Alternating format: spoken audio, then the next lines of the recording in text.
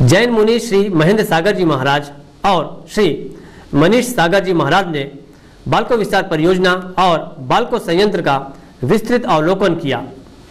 श्री मनीष सागर जी महाराज ने बाल्को की समन्वयवादी कार्य संस्कृति पर प्रसन्नता व्यक्त करते हुए कहा कि यहाँ सभी पदार्थों, ज्ञान और कौशल का समुचित प्रयोग हुआ है।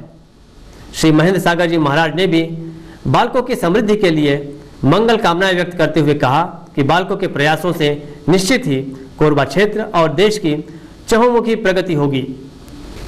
मुनिजनों को बाल्को का अवलोकन बाल्को के अध्यक्ष व पूर्णकालिक निदेशक श्री सीपी वैद्य ने कराया और उनकी जिज्ञासाओं को शांत किया। कोरबा जिले के प्रवास पर आए जैन मुनियों ने कोरकुमा से कोरबा जाते हुए बाल्को विस्तार परियोजना का अवलोकन किया।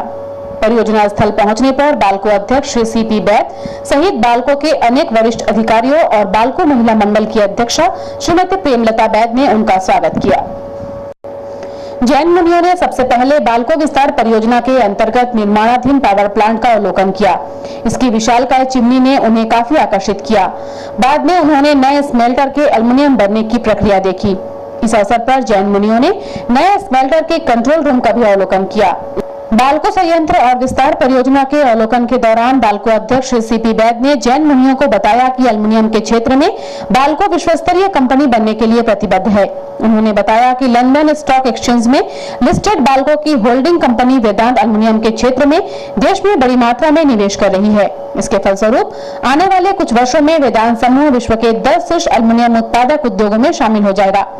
श्री वैद्य ने बताया कि 5,000 करोड़ रुपए की बाल्को विस्तार परियोजना के पूरी क्षमता के साथ शुरू होते ही बाल्को भारत का अव्वल एल्युमिनियम उत्पादक उद्योग बन जाएगा। बाल्को संयंत्र के विस्तृत अवलोकन के बाद श्री मनीष सागर जी महाराज ने बाल्को की कार्य संस्कृति पर प्रसन्नता व्यक्त की। यह सुखद संयोग है कि श्री मनीष सागर जी महाराज के साथ संयंत्र का अवलोकन करने वाले श्री महेंद्र सागर जी महाराज का संबंध व्यवसाय के सिलसिले में बाल्को से रहा है। वे अतीत में भी बाल्को आ चुके हैं। उन्होंने भी बाल्को की समृद्धि के लिए मंगल कामनाएं व्यक्त करते हुए कहा कि बाल्को के प्रयासों से निश्चित ही कोरबा क्षेत्र और देश की चहुमुखी प्रगति होगी।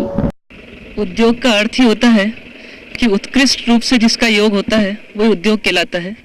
और यहाँ पर आकर सचमुच ऐसा महसूस हुआ कि जो मानव संपदा होती है और संसाधन होता है उसका पूरा समुचित उपयोग हुआ है यहाँ पर, और इसी कारण से पदार्थों का भी उपयोग संभव हो पाया है। मतलब ऐसा आकर लगा कि यहाँ पर पूरा टीम वर्क से जो कार्य हो रहा है, यदि ये सभी जगह हो तो बहुत अच्छा प्रोडक्शन हो सकता है, बहुत अच्छी उन्नति हो सकती है। तो कभी कभी ऐसा लगता है कि धर्म और जो उद्योग है वो कहीं एक दूसरे को आड़े तो नहीं आते। क्या ये दोनों धर्म साथ साथ निभाया जा सकता है क्या? उद्योग में यदि धर्म को उपयोग किया जाए और धर्म में उद्यम किया जाए तो दोनों समन्वित हो सकते हैं।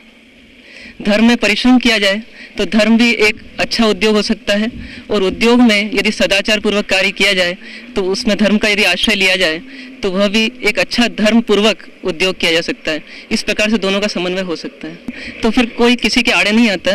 अपनी जीविका के लिए, अपने उन्नति के लिए, अपने विकास के लिए यदि हम सही उद्देश्य पूर्वक उद्योग करते हैं तो वह हमारे लाभप्रद हो सकता है। बाल्को वासियों के लिए आप क्या संदेश देना चाहेंगे?